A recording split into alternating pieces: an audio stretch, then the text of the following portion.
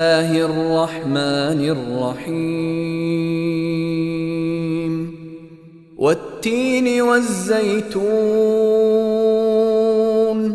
وطور سينين وهذا البلد الأمين لقد خلقنا الإنسان في أحسن تقويم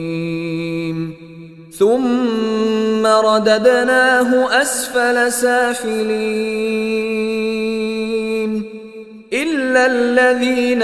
آمنوا وعملوا الصالحات فلهم أجر غير ممنون